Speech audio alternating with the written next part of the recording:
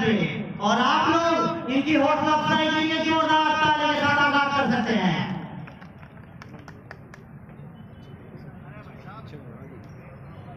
सर्वप्रथम माननीय काशीराम साहब और बाबा भीमराव अम्बेडकर साहब के चरणों में नमन करते हुए, सम्राट वीर भोज जी के चरणों में नमन करते हुए, 2 अप्रैल को शहीद हुए हमारे क्रांतिकारी भाइयों को सबसे श्रद्धांजलि देता हूं और संविधान बचाओ रैली के आज के मुख्य अतिथि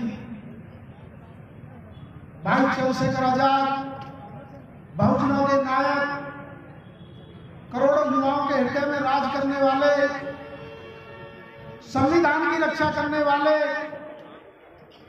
SC/ST एक्ट के लिए पूरे भारत देश को बंद करने वाले और पूरे देश में जहां भी अन्याय हो उसके आवाज उठाने वाले शेर, दिल, हरदीज अजीत और बहुजनों के लिए अवतार कहे जाने वाले भाई चंद्रशेखर आजाद और सभी भीम साथियों को क्रांतिकारी जय भीम। साथियों, 2 तरह के नेता होते हैं, एक लेता है, एक देता है। एक समाज को लूटता है, एक समाज को जान न्यौछावर करता है।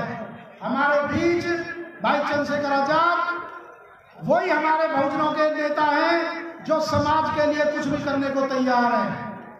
पूरे देश में बहुजनों की आवाज को लेकर, माननीय काशीराम साहब के मिशन को लेकर, बाबा साहब के मिशन को लेकर यदि सच्ची में कोई मिशन पर काम कर रहे हैं और सच में कोई उनका रियल बेटा है तो भाई चंद्रशेखर आजाद है।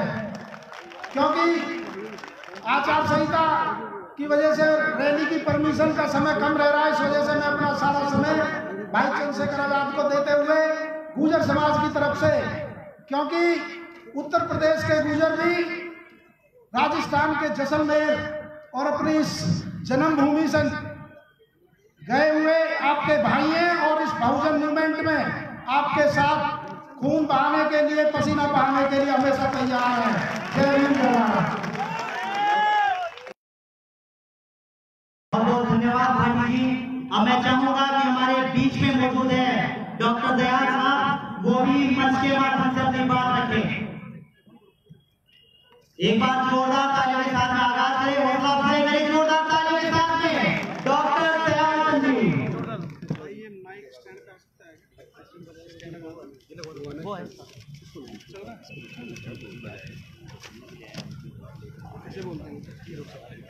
क्योंकि मुद्दा आज संविधान बचाओ का, और जो हमारे भाई ठीक 1 साल पहले वीर गति को प्राप्त हुए, शहीद हुए, मैं इन भाइयों का नाम लूंगा और आपको कहना है अमर रहे पवन सागर, दीपक मित्तल, राकेश कबोटिया, विमल प्रकाश, जगरूप, आकाश भाई, प्रदीप सिंह, जसवंत भाई, अमरेश भाई, गोपी पारिया, अंकुर भाई।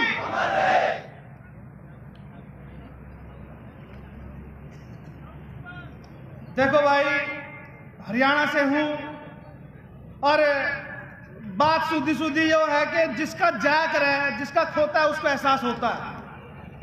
हमारे भाई 1 साल पहले छोड़ के गए हैं, हमें आज भी इनका जो दर्द है हमारे सीने में एक आग की तरह खोल रहा है। बात है संविधान बचाओ हुंकार की, तो सबसे पहले यह पता होना चाहिए कि संविधान बचाओगे कैसे। संविधान बचाने के लिए आपको एकजुट होना पड़ेगा और हरियाणा में पूरे देश में उदाहरण देता हूँ। भाइयों 5 और न्यू रहोगे, एक करके तोड़ भी जाओगे। और इसे कहेंगे जितना खोलेगा, ठीक है भाई, तो चलने न्यू और जब झूठ पड़ेगी तो मुक्ता हो जाएंगे। सामने जो बुद्धि के और झूठेगा।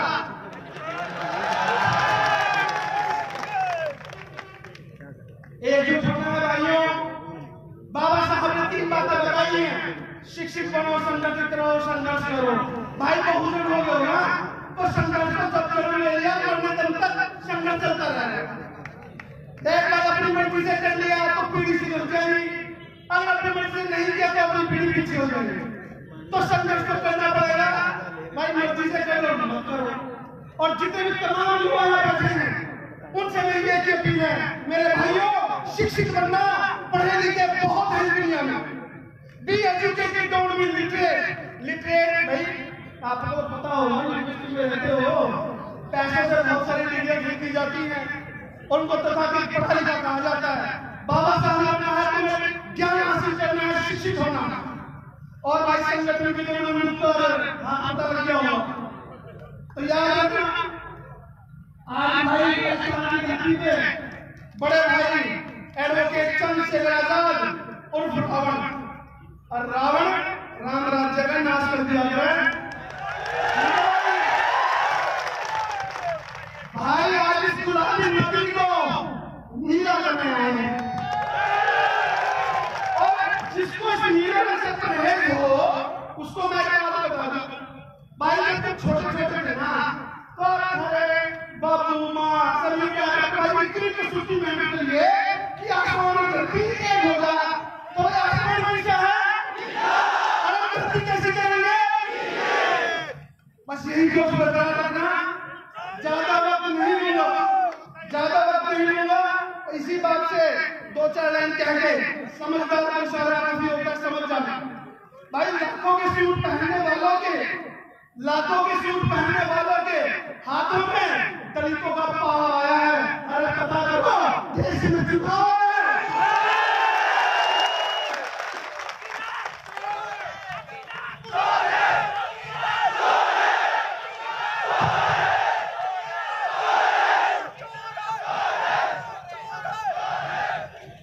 चोर चोर से सब समझ के रहियो।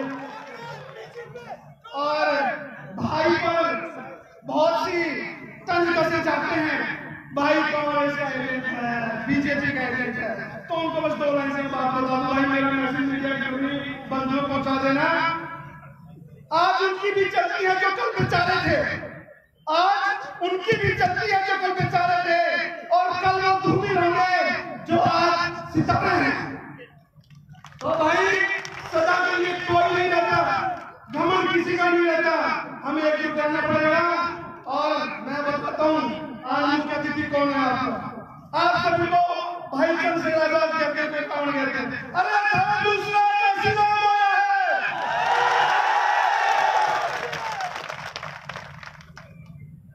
और जैसे चुनाव का मुझे दो लाइन के बाद धूल चटा दो उन गीतों को जो हमने विस्तार करें, वोट मत देना कुत्तों को जो सरकार बदलने की बात करें। इन्हीं बातों से डॉक्टर जवाहरलाल नेहरू की रैली को धन्यवाद देते हैं।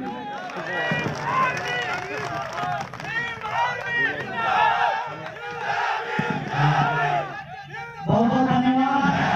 और मैं तो बिल्कुल नहीं कहूँगा कि चौकीदार, मैं तो बिल्कुल नहीं बोलूँगा, मैं घबराना चाहूँगा राजबाजी मेरा था, निवेदन करता हूँ कि जो भी संगीत में आता और बहुत मजा आते। साथियों जैसे संविधान का होकर है कि हमारे अतिथि भाई चंद्रशेखर जी, आदरणीय राजा नवीन साहब, मुंडोते जी, सभी जो कार्यक्रम में हमारे अतिथि सारे बीमारी के कहने आज जो दिया गया तो प्रतिनिधि का अधिकार है, हमारे बाबा साहब ने आपको बुलाया था, लेकिन आपको पता होगा कि पिछले 10-15 सालों से लगातार आरक्षण का केवल न्यायपालिका द्वारा आरक्षण को खत्म करने के लिए, हमारे अधिकारों को हनन करने के लिए न्यायपालिका द्वारा हमारा हनन छीना जाना, हमारा अधिकार छीना जाना है। इसके लिए मैं आपसे गुजारिश करूंगा, 10% आरक्षण का मामला हो, शिक्षा का व्यवसायीकरण हो या 13% रोजगार का हो, कानून नियमों के प्रतिनिधि का समय ऐसी ओबीसी का प्रतिनिधि नहीं होता। उसके कारण ये है कि हमारे आरक्षण पर और हमारे अधिकार पर बहुत बड़ा घात हो रहा है। मैं चंद्रशेखर भाई से निवेदन करूंगा कि न्यायपालिका जब तक ऐसी है कि ओबीसी का प्रतिनिधि नहीं होगा, जब तक न्यायपालिका में हमारा न्यायाधीश नहीं होगा, तब तक हमारे अधिकारों का हनन होता रहेगा। इसलिए भीम आर्मी सेना के भाइयों से निवेदन है कि न्यायपालिका में अपना पूरा अधिकार मांगने के लिए, अपने अधिकार को पूरा करने के लिए हमें बहुत एकता की आवश्यकता है। इसके लिए एससी ओबीसी माइनॉरिटी समाज के सभी भाइयों से जैसे कोई भी कानून हो उसका जैसे एससी का कोई केस हो तो दूसरे दिन उसको स्टे मिल जाता है। आगे देखा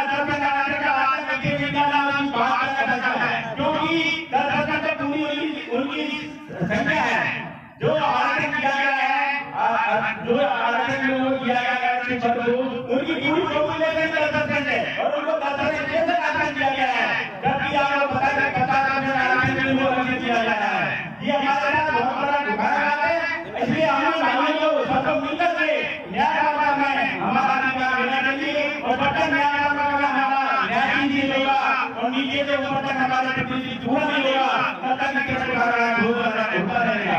इसलिए आज लोगों ने मिलाकर हमारे जो दबाव भाई है उसके नेतृत्व में 2002 में हमारे भाइयों ने शहीद हुए हैं उनको याद करने के लिए आज ऐसे हमारे समाज के भाई इकट्ठे हुए हैं। इससे ऐसा लगता है कि शुरू बन चुका है और हमारा जो अधिकार है, जो हमारा प्रतिनिधि का अधिकार है, जो हमारा जितने भी एससी ओबीसी माइनॉरिटी का जो भी अधिकार है उसको पूरा करने के लिए हम कंधे से कंधा मिलाकर दूर जाकर इसको प्राप्त करेंगे। आप लोगों को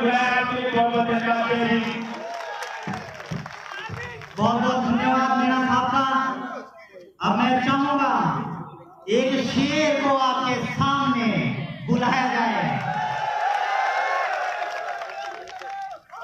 उस तरह की बात नहीं है जिस तरह आप लोगों की चाहत तो आप लोगों की आएगी। मैं बात कर रहा हूं कमल सिंह पालिया की। एक बार जोरदार तालियां हमारे राष्ट्रीय महासचिव श्रीमान कमल सिंह जी पालिया साहब को निवेदन करूंगा कि वो भी अपनी बात राजस्थान से जयपुर से विधानसभा तक रखे। एक बार जोरदार 3, 2, 1।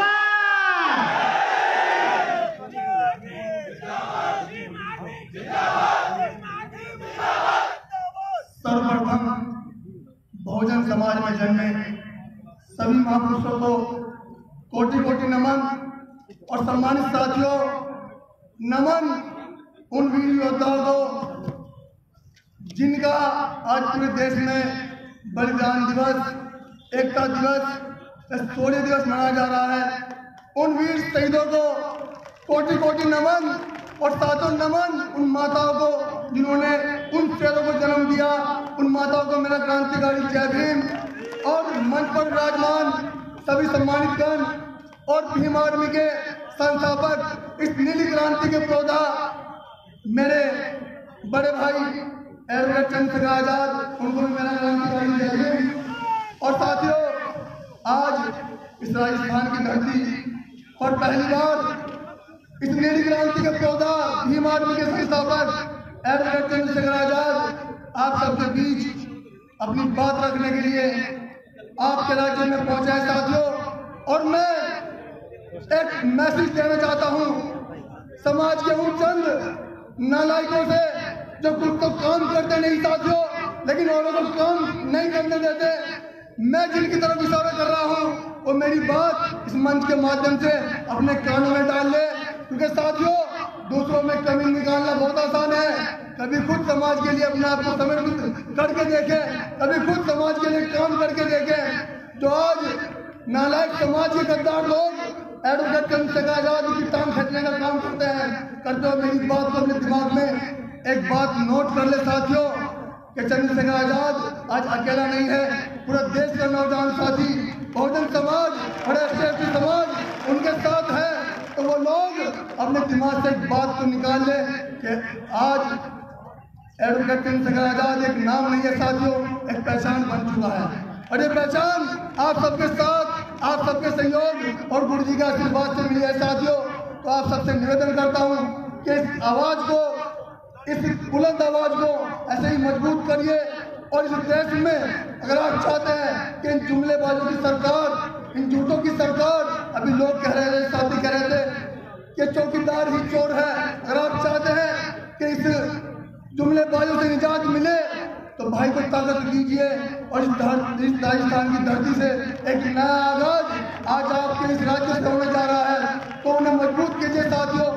अपनी एक छोटी सी लाइन से अपनी बात को खत्म करूंगा कि बरसात में तालाब तो हो जाते हैं कंदर, बरसात में तालाब तो हो जाते हैं कंदर, मगर साथियों जय भीम, जय भीम आर्मी, भीम आर्मी जिंदाबाद, एडवोकेट चंद्रशेखर आजाद जिंदाबाद।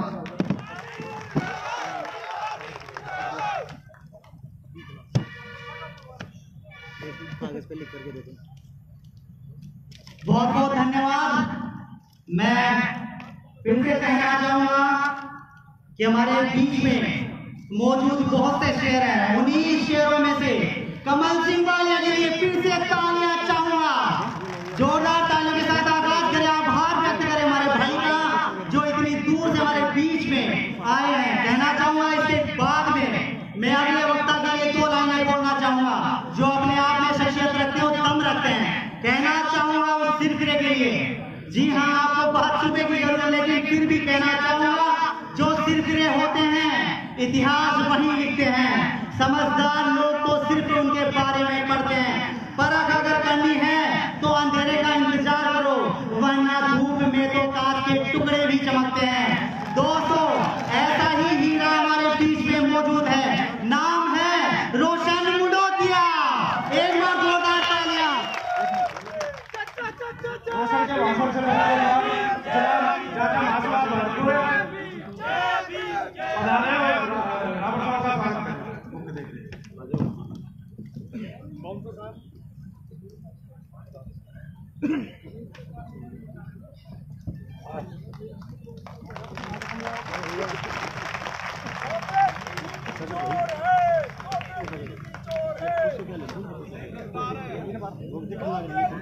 नहीं बढ़िया करा, लेकिन आपने बहुत अच्छा करा। योर ग्रेट मूवमेंट, बहुत बढ़िया।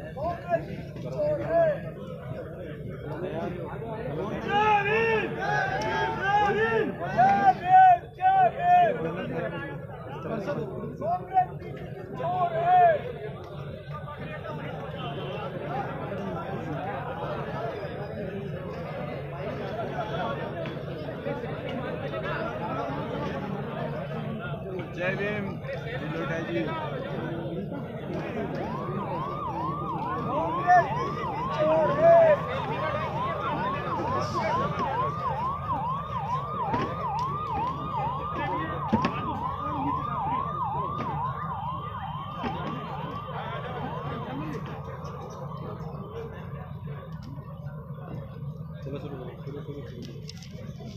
माफी चाहूंगा, स्वागत की कड़ी फिर से हमें इस कार्यक्रम में रखनी पड़ी क्योंकि स्वागत तो बनता है। भाई चंद्रशेखर आजाद हमारे बीच में मौजूद है, एक बार जोरदार तालियां बजा करके फिर से स्वागत करते दोस्तों।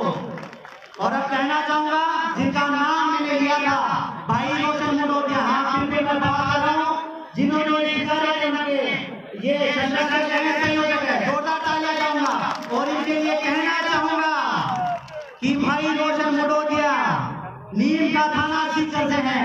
ये पहले ऐसे व्यक्ति हैं जिन्होंने 2 अप्रैल को भारत बंद के मुकदमों में जयपुर से ही नहीं सीकर से और सीकर से ही नहीं जयपुर से, हाँ 2 जिलों से इन्होंने मुकदमे खाए हैं, 2 जिलों से। और ये पहले राजस्थान विश्वविद्यालय छात्र संघ, इन्होंने छात्र संगठन में अपनी मजबूती दिखाई है। इनके साथ में रसवाई में प्रदेश पास हो रहे हैं और 2 अप्रैल में काफी मुकदमे और अपना हौसला गिरने नहीं दिया और काम करते रहे। दोस्तों नीम का थाना सीकर छात्र संघ पीजी कॉलेज के भी ये अध्यक्ष रहे हैं। दोस्तों फिर से तालियां चाहूंगा इस भाई के लिए क्योंकि इतना बड़ा जिसने आगाज किया है। एक बार जोरदार तालियां रोशन मुंडोतिया के लिए।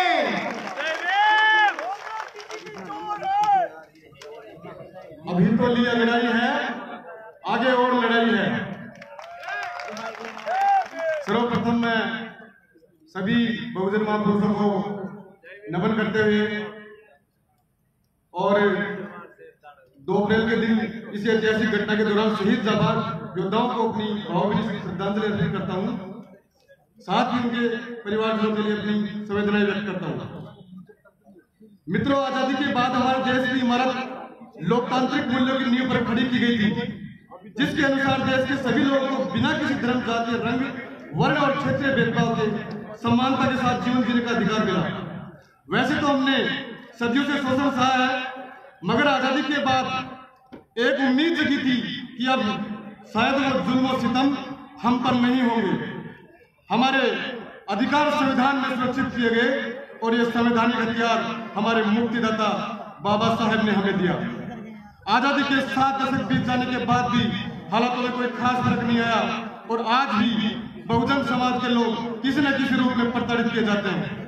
मगर गत 5 वर्षों में तो हालात भी खराब हो गए, क्योंकि सत्ता उन लोगों के हाथ में चली गई जो कभी समानता के पक्षधर थे ही नहीं और संविधान को बदल देने की नियत के साथ आगे बढ़ रहे हैं।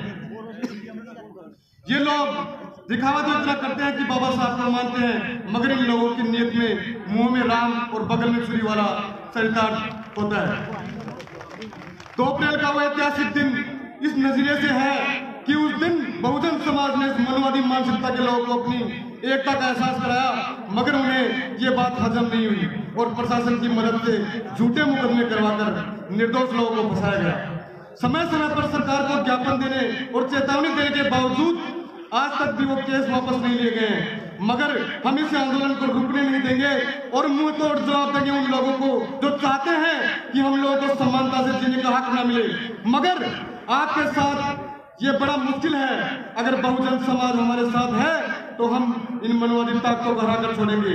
इस बहुजन समाज के सम्मान और अधिकारों की लड़ाई हम लड़ रहे हैं, बस आप हमारा साथ दीजिए। साथियों, आज का जो ये मुद्दा है ये कांग्रेस सरकार से हम डिमांड कर रहे हैं, क्योंकि भाजपा तो हमारे मुकदमे लगाकर हमारे कर्मचारियों को, हमारे समाज के लोगों को फंसाकर चली गई, इन निर्दोष लोगों को फंसाकर चली गई जो गली गली भटक रहे हैं और आज भी पीड़ित इस तरह से पीड़ित है। बहुत सारे लोग तो कर्मचारी हैं, मेरे हिसाब से 250 से 300 के ऊपर कर्मचारी होंगे जिन्होंने जेल में यात्राएं सही हैं। मैं कांग्रेस सरकार से ये डिमांड करूंगा, डिमांड ही नहीं, मैं ये कहूंगा कि हमें वक्त नहीं लगा, क्योंकि हमने अभी अंगड़ाई ली है। अगर आप भी समय पर नहीं चलते और आप भी हमारे साथ वही करते रहे, क्योंकि इस समाज ने आपको बहुत ही यातायात और बढ़िया तरीके से, बढ़िया मार्जिन से आपको सत्ता में लेके आए, इसके बिना आप सत्ता में नहीं आए हो और आप भी हमारे साथ यही करोगे तो हमें तीसरा विकल्प तैयार करना पड़ेगा।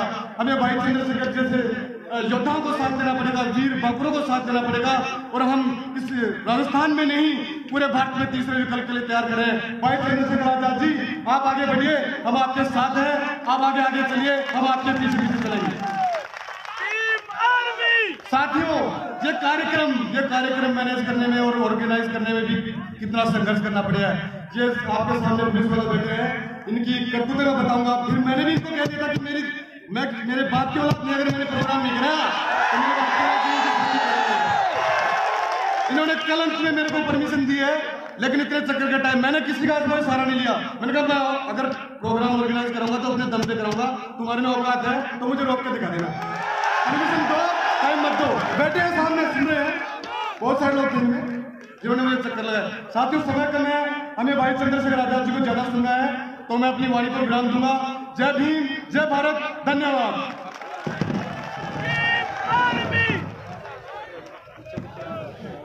दोस्तों, जिसका इंतजार था वो घड़ी आ चुकी है। भाई चंद्रशेखर आजाद आपके सामने मौजूद है। मैं चाहूंगा एक बार जोरदार आगाज कर दे।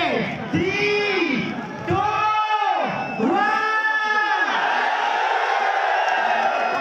1। पीछे करो।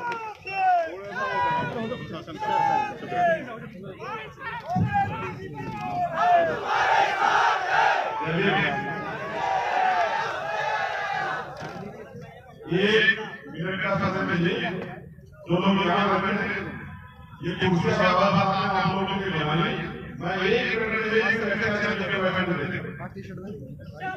एक मिनट आवाज आने के लिए कुर्सी के बारे में फोटो करने आए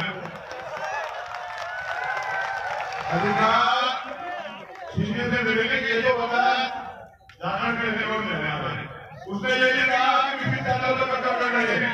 मैं ये कह रहा हूँ, हमको 70 पर कब्जा करने के कहा जा रहा है। तो जितने लोग यहाँ जल्दी से जो लोग यहाँ पर मेरा सब लोग मेरा खाली अपनी बात आप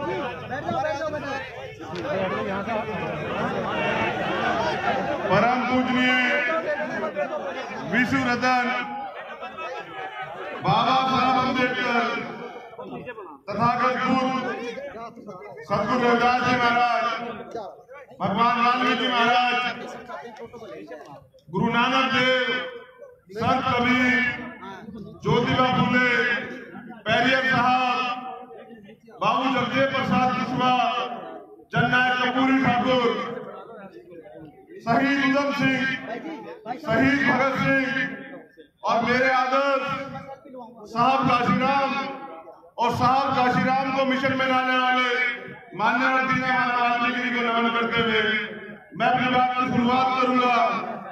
बस मैं चाहता हूं कि अनुशासन का ध्यान रखा जाए। इतना अच्छा नहीं है तरकीब से, तो मैं अपनी बात की शुरुआत करूं। सर्वप्रथम 2 मिनट के लिए आप लोग खड़े हो जाओ, सब लोग जिनकी शहीदों की याद में आज हम लोगों ने संविधान बचाओ ये प्रोग्राम किया। आज ऐतिहासिक दिन है। मैं चाहता हूं कि 2 मिनट का मौन जो है उन सभी साथियों को श्रद्धांजलि देने के हम लोग रखें। मैं यहां से मौन शुरुआत की घोषणा करूंगा और मौन समाप्ति घोषणा करूंगा। तब तक आप साथ दें। उम्मीद करूंगा कि उन परिवारों के लिए ज्यादा कुछ अभी तक हम नहीं कर पाए, तो सर्वप्रथम उस पर बात रखी जाएगी। तो मौन जो है उसकी शुरुआत की जाएगी।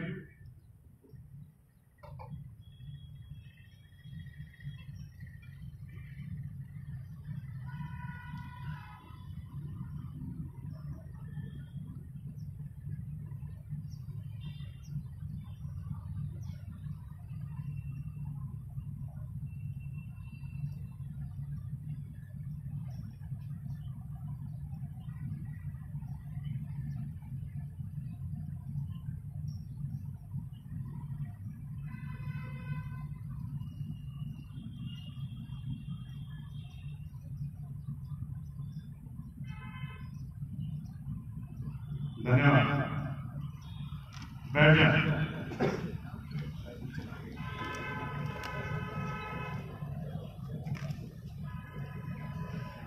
आप 20 मिनट आप लोग मुझे सुनो, जो बहुत जरूरी बात मुझे आप लोगों से करनी है।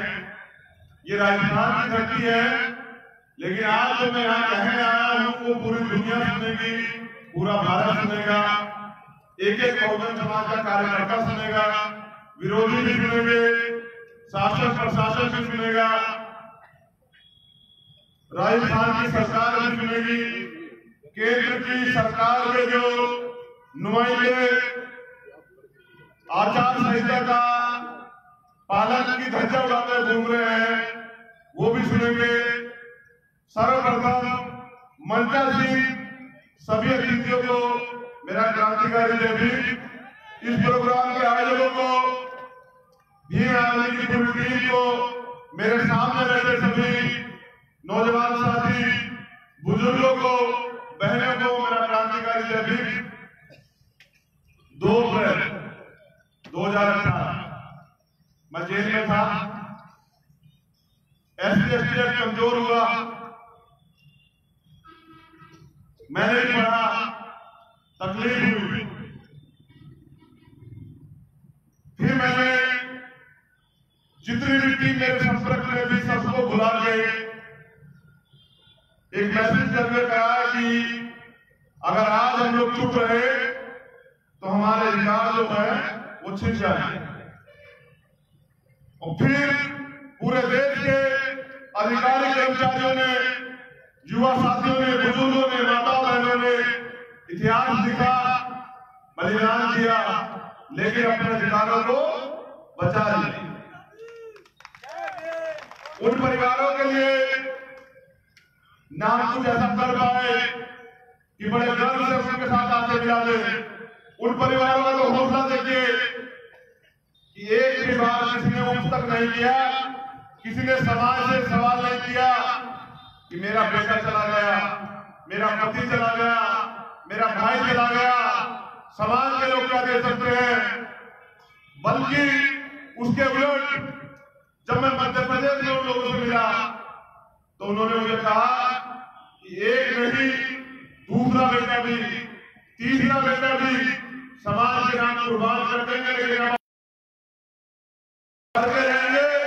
तो मुझे गर्व होता है कि बहुजन समाज के ऐसे वर्ग में हम लोग पैदा हुए जो चाहे पेट में रोटी ना हो, लेकिन अपने अधिकारों को जब छीनने की बात आती है तो वो घर से बाहर निकल के संघर्ष करते हैं। मुझे इस बात का गर्व है कि मैं मेहनतकश, ईमानदार, त्यागी, समर्पित ऐसे मूवमेंट से जुड़ा हुआ हूं जिसके आदर्श आपका श्रीराम के मात्र उद्देश्य के लिए बहुजन समाज मूवमेंट का निर्माण नहीं किया गया।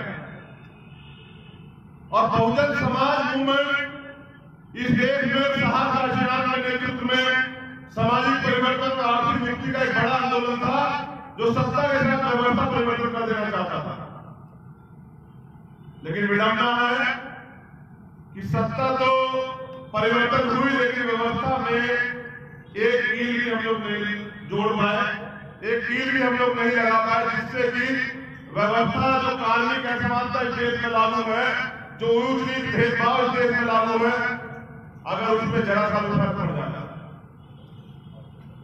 तो मैंने तय किया कि मैं अपने महापुरुषों का आंदोलन चलाऊंगा, उसे जिंदा रखूंगा।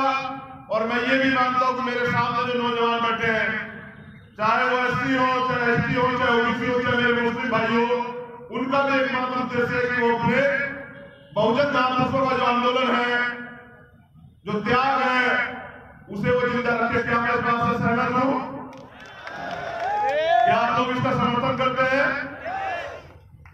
बड़े दुखी मन से पूरे देश के लिए मुझे एक बात कहनी पड़ेगी। दरख्तों के कटने का किस्सा ना होता अगर कुल्हाड़ी में लकड़ी का हिस्सा ना होता, अगर अपने अपने को ना काटे। रविंद्र भाटी भाई, विनोद जाखड़, अगर अपने अपने को ना काटेगा तो दुश्मन की औकात नहीं कि हमारा जूता भी छू जाए। ये तो अपने अपनों के दुश्मन बन बैठे हैं जो समाज के लिए संघर्ष करने वाले अपने भाई को, बेटे को बीजेपी का एजेंट बताते हैं।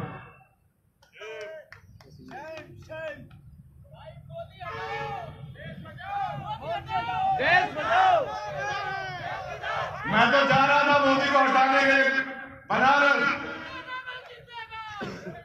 मगर हमारी नायिका कह रही है कि मैं तो मोदी की मदद करने जा रहा हूं।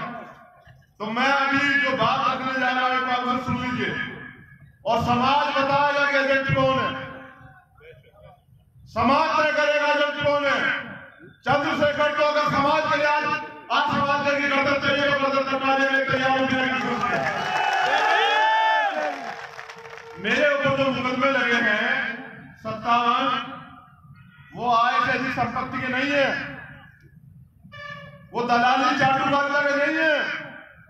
वो मुकदमे हैं कि मैंने अपने आगे अपने आंखों के समाज सामने समाज का उत्पीड़न मुझे देखना बर्दाश्त नहीं किया। इस बात के मुकदमे हो सारे। मैंने अगर राजूका काटी, मैंने अगर 8 महीने इलाज के बगैर वहां एक रात काटा, तो ये तय करके कि जिस दिन मुझे मौका मिलेगा मैं अपने लोगों को इतना ताकत में बनाऊंगा और साथ काशीराम और बाबा साहब का सपना पूरा करूंगा। जो लोग जेल काटते हैं राजस्थान से, क्या जेल इतनी अच्छी है कि हम लोग जेल काटना चाहते हैं? एक बार हाथ मार के बताओ। मैंने जेल से काटी कि मेरे पास 2 रास्ते थे। क्या तो मैं उस दिन झुक जाता, बिक जाता, टूट जाता, या फिर चंद्रशेखर ने तय किया कि चाहे एक बार नहीं 1000 बार राजूका ने फांसी हो जाए, लेकिन अब साहब काशीराम और बाबा साहब का सपना पूरा करने के लिए मैं चैन की सांस ले लूंगा, हर नहीं बैठूंगा, पूरी ईमानदारी से मूवमेंट को चलाने का काम करूंगा। हम लोग गुलाम पैदा हुए इस देश में, इसके लिए हम लोग गुनहगार नहीं है। लेकिन अगर हम लोग इस देश में पैदा हुए, इस देश में संविधान है और फिर भी हम लोग गुलामी में मर जाए तो ये गुनाह है। क्योंकि बाबा साहब ने कहा था कि गुलामी के 1000 साल की जिंदगी और स्वाभिमान सम्मान का एक दिन का जीवन बराबर है। मैं जानना चाहता हूं कि आप लोग गुलामी में जीना पसंद करोगे या स्वाभिमान सम्मान के लिए लड़ते हुए मरना पसंद करोगे? ये मेरे समाज के लोग, बहुजन समाज के लोग हाथ उठाकर मुझे बता दे, गुलाम बनोगे? दोनों हाथ उठाकर बताओ, गुलाम बनोगे? अधिकारों के लिए लड़ोगे? मेरी एक बात तो समझ में आई कि अगर हम अपने अधिकारों की सुरक्षा करना चाहते हैं तो राजनीति से हटके में आंदोलन करने पड़ेंगे। और जो लोग यहां बैठे मंच पे, मैं आपको याद दिला दूं कि 2 अप्रैल को हमने बलिदान भी किया, पूरे देश में इतिहास भी लिखा, आंदोलन भी किया, तब जाकर हमारा अधिकार सुरक्षित है। वरना सारे नेता यही गए, वो किसी जाति, किसी पार्टी, किसी कहीं भी रहते, चाहे एमपी एमएलए हो चाहे ना हो, वो सब लोग यही गए। फिर अगर 13 अप्रैल की बात आई, फिर हम लोगों ने आंदोलन किया, फिर अध्यादेश आया। और जो लोग मुझे एजेंट बताते हैं वो तो 13 अप्रैल को उठकर मुंह नहीं खोल रहे थे। तो मुझे एजेंट बताते हैं, आगे बताओ 13 अप्रैल को उठकर से हमारा एससी एसटी ओबीसी माइनॉरिटी का युवा भाई जो पीएचडी कर रहा है, नेट कर रहा है, पीएचडी कर रहा है, वो प्रोफेसर नहीं बन पाएगा, वो असिस्टेंट प्रोफेसर नहीं बन पाएगा। जब वो नहीं पढ़ाने के बाद आएगा तो हमारे लोगों को कौन पढ़ाएगा? फिर मनोस्मृति लागू हो जाएगी, उस पर भी वो लोग नहीं बोलते हैं। और एजेंट मुझे बताते हैं, आप ये बताओ 10% आर्थिक आरक्षण क्या संविधान की हत्या नहीं है? क्या बुद्धिजीवी है? बहुत ये बताए कि आर्थिक आधार पर आरक्षण का जो पैमाना, आर्थिक आधार पर आरक्षण जो लागू किया गया, जिसका हमारे नेता जो समर्थन कर रहे थे, क्या यह किसी दरबार से मनुस्मृति नहीं लागू की जा रही है? तो मुझे बड़े मजबूती से तुम्हें कहना पड़ेगा कि भैया एजेंट एक है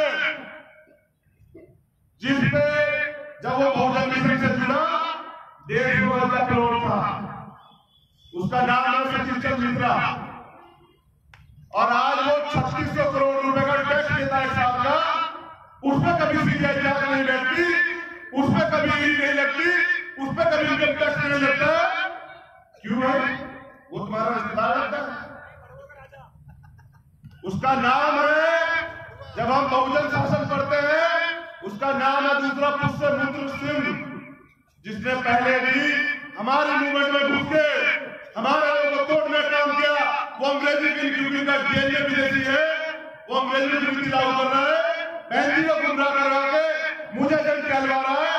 मैं उसे बता देना चाहता हूं, एजेंट तो मैं हूं, लेकिन बाबा साहब का, श्री राम का, डॉक्टर फरीदी का, और वो समय जान लिया कि तुम हमारे लोगों को तोड़ दोगे, मैं तुम्हारी हड्डियां तोड़ दूंगा। और ये भी याद रख लेना कि बहुजन मिशन चमचों का नहीं होता, बहुजन मिशन आंदोलनकारियों का होता है, मिशनरियों का होता है। तुम्हारे दिन जब ये बहुत जल्दी तुम्हें मैं अपने मिशन से धक्का दिला के बाहर लेने वालों को पता चल जाएगा। आपको समझना पड़ेगा कि बहुजन आंदोलन जो है उसमें आज भी वैचारिक दरिद्रता बराबर लागू है। और उसका उदाहरण मैं आप लोगों को देता हूं। वो दरिद्रता ये है कि 10%, 15% आबादी के लोगों को 10% आर्थिक रूप से आरक्षण मिलता है, सब लोग समर्थन करते हैं। और कभी एससी एसटी ओबीसी माइनॉरिटी के आरक्षण के ऊपर कोई बात नहीं करता। मुझे कह रहा था भाई कि मैं सेपरेट इलेक्टोरल चाहिए, मैं ये कहता हूं कॉमनल अवार्ड तो जरूरत नहीं पड़ेगी। 85% हम लोग हैं, वोट हमारा है, ताकत हमारे पास है। अगर हम लोग एकजुट हो जाए तो तुम्हें क्या लगता है कि हमारा प्रतित्व कम हो जाएगा? क्या हम लोग संसद में कब्जा नहीं कर पाएंगे? हम लोग संसद पे भी कब्जा कर लेंगे और संसद पे कब्जा करके हम अपने अधिकारों के लिए नीति भी बना लेंगे और इस देश में फिर से सम्राट अशोक का शासन लागू करा सकते हैं, जिसमें आपको एक बात समझनी पड़ेगी, ये देश जो है दो तरह की राजनीति के बीच में फंसा हुआ है। एक मनुवादी राजनीति है, एक अम्बेडकर वाली राजनीति है। अब मैं बहुत जरूरी बात आप लोगों से करने जा रहा हूं। ये बात मैं मीडिया से नहीं कर लेता, लेकिन समाज जवाब देगा। आज मैं समाज से पूछने के लिए आया हूं, क्या मैं बनारस लड़कर मोदी को मजबूर कर रहा हूं? क्या मेरे लड़ने से बनारस में मोदी मजबूर हो जाएगा? अगर समाज ये कहता है कि मेरे लड़ने से मोदी मजबूत हो जाएगा, तो मैं जवाब देता हूं कि मैं अभी चुनाव छोड़ देता हूं, मैं चुनाव नहीं लड़ूंगा। लेकिन ये भी याद रख लो कि मैंने मीडिया से एक बात कही, हमारे न्यायिका ने मुझे नहीं कहा, मैंने उनसे कहा कि भाजपा के पास दो बड़े चेहरे हैं, एक जमहूरियतवाद नरेंद्र मोदी और दूसरा अमित शाह। मैंने गांधी से कहा कि आप लड़िए, अखिलेश भाई को लड़ाइए, मुलायम सिंह यादव को लड़ाइए, लेकिन मैं ये भूल गया कि हमारे पास भी तो ऐसे कुछ है। हमने आप पहले से कहा कि आप ब्राह्मणों का 2.5 लाख वोट है वहां। मैंने पहले को खबर भेजी कि 700 से मिलकर को लड़ा। मैं देख लूं कि जिन ब्राह्मणों का, जिन अपर कास्ट के लोग आप लोग समर्थन कर रहे हैं, वो 2.5 लाख वोट हमारे साथ खड़े रहेंगे। हम SC ST OBC के लोग वोट देंगे। मैं घर घर जाकर दूसरे के लिए वोट मांगूंगा, सतीश चंद्र मिश्रा के लिए वोट मांगूंगा, और मैं देखता हूं कि मोदी कैसे नहीं आता। अगर वो 2.5 लाख लोग हमें वोट देंगे जिनके लिए लोग लड़ रहे थे, तो मैं देखता हूं मोदी कैसे नहीं आता। मैंने निवेदन से किया है कि बहन जी आप मिश्रा जी को लड़ा लो, मुझे नहीं लड़ना चुनाव। चौकीदार तो चोर है, उसे हराओगे कैसे? चौकीदार को हराने के लिए वफादार और ईमानदार चाहिए ना, या चौकीदार के सामने बिलाव मत करोगे? कौन सा चौकीदार के सामने?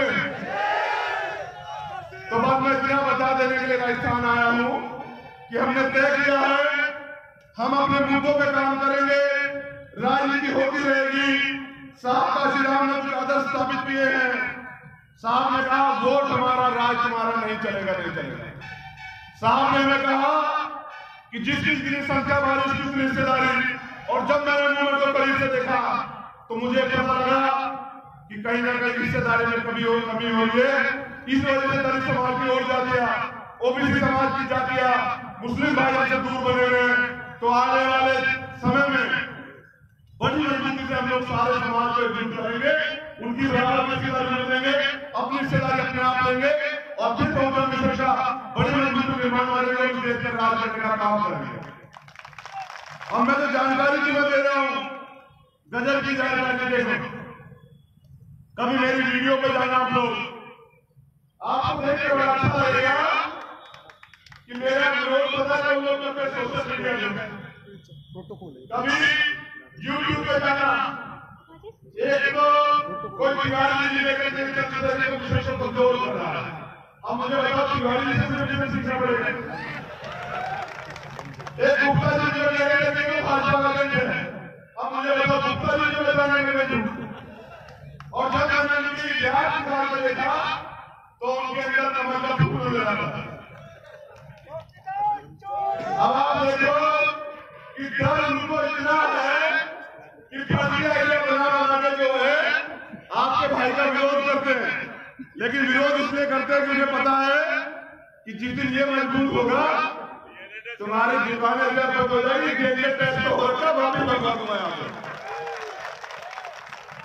अब बहुत जरूरी बात, न्याय चाहते हो तो न्यायपालिका पे कब्जा करना पड़ेगा। हमें ये पता लग गया, जैसे मैंने आपको पहले बताया कि 2 अप्रैल का आंदोलन किया, तब SC ST एक्ट बहाल हुआ, 5 मार्च का आंदोलन किया, तब जाके 13 में डॉक्टर खत्म हुआ। अगर ये चाहते हो कि तुम्हें न्याय मिले तो न्यायपालिका पे कब्जा करना पड़ेगा, उसके लिए आंदोलन करना पड़ेगा।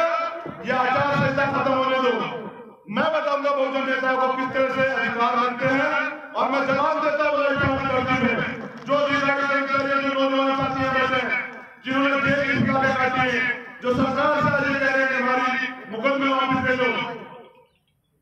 इधर चुनाव खत्म होगा, रिजल्ट आउट होगा, इधर ला खत्म होगी, अगले दिन आपका भाई मैदान में होगा।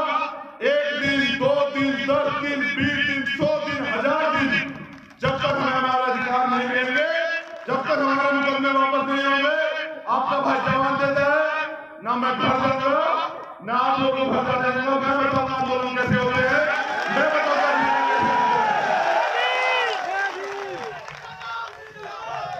अपने लिए नीति चाहते हो तो संसद पे कब्जा करना पड़ेगा, क्योंकि जब तक संसद में आपका प्रतिनिधित्व बराबर नहीं होगा, आपके नेता नहीं जाएंगे तो आपकी बात नहीं रखी जाएगी। अब सांसद क्या होता है सुन लीजिए। मेंबर ऑफ पार्लियामेंट बाबा साहब वहां गए और कलम की ताकत का संविधान लिखे, लेकिन आज क्या है, एंटी इलेक्शन लॉ लागू कर दिया है। दल बदल कानून, अभी जो बनवानी दल से हमारे लोग जाते हैं उनके लिए भी जारी हो जाता है। अध्यादेश कोई भी है, आपको वोट करनी है, नहीं करोगे तो दल बदल कानून की तरह आपकी सदस्यता खत्म कर जाएगी। जब ये बताओ, अब ये विनोद आकर तुमने स्वतंत्र बना लिया तो ये तुम्हारे काम करता है नहीं करता है? अगर मैं स्वतंत्र होकर वहां चला जाता तो तुम्हारे काम करता नहीं करता बताओ? तो मेरी स्वतंत्रता बर्बाद हो रही है, मुझसे करके पट्टा बर्बाद हो रहा है। सीधी बात। मैं तो अगर मेरे लोगों पे कोई भी अन्याय अत्याचार होगा, मैं आवाज बुलंद करूंगा और अपने लोगों के लिए लड़ूंगा। अत्याचार करने वाला कोई भी हो, मैं उसको सबक सिखाने का काम करूंगा। मैं यहाँ पे कहने आया हूँ, राजस्थान की धरती पे बहुजन समाज के लोग यहाँ कभी भी एससी ओबीसी का अधिकार नहीं खाता, कभी भी ओबीसी एससी का अधिकार नहीं छीनता और कभी भी मुस्लिम ओबीसी और एससी का अधिकार नहीं छीनता। जब हम एक दूसरे का अधिकार नहीं छीनते तो लोग अलग अलग हमें पूरे चुनाव हो जाना चाहिए। 15% लोगों को 10% रिजर्वेशन, 15% लोगों की आबादी है वो, और अगर उनका एक बेसिक चेक करोगे तो तुम्हें पता लगा आबादी 10% की और 10% का 10% रिजर्वेशन, और ओबीसी को जिसकी 52% भागीदारी उसको 27% आरक्षण। गजब की बात देखो, न्यायपालिका में उनके लोग बैठे हैं, 10% आर्थिक अदालत का आरक्षण है जो संविधान की हत्या है, उस पर सुनवाई नहीं करेंगे। एससी एसटी एक्ट पर दोबारा सुनवाई करेंगे। मैं चाहता हूं कि जुडिशियल कमीशन बने, क्लोजर खत्म हो, जज के लिए टेस्ट हो, हमारे लोगों को मौका मिले, उसमें आरक्षण लागू हो, एससी एसटी ओबीसी माइनॉरिटी के लोग जाएं, अपने अधिकारों के लिए लड़ें, अपने लोगों के लिए काम करें, अपने लोगों का बचाव करें। और ये मांगने से नहीं मिलेगा, इसके लिए तुम्हें कमर कसनी पड़ेगी। चुनाव के बाद राजनीति के खत्म और सामाजिक क्रांतिकारी तुम्हारे बीच में हम ये बताएंगे मई के बाद कि अगर हमें दम होगा तो हम अपने अधिकार ले लेंगे, वरना ये जो राजनीति चल रही है, बहुजन मिशन की बात चल रही है, खत्म हो जाएगी। मैं मेरे भरोसे से कह सकता हूं कि आज समाज तैयार हो चुका अधिकारों के लिए, अब हमारे अधिकारों के ऊपर कुछ नहीं कर सकता। राजनीति की बुरी चीज है, कोई हमारे गेहूं काट रहा है, तुमने देखी होगी फेसबुक पे कोर्ट चल रही है।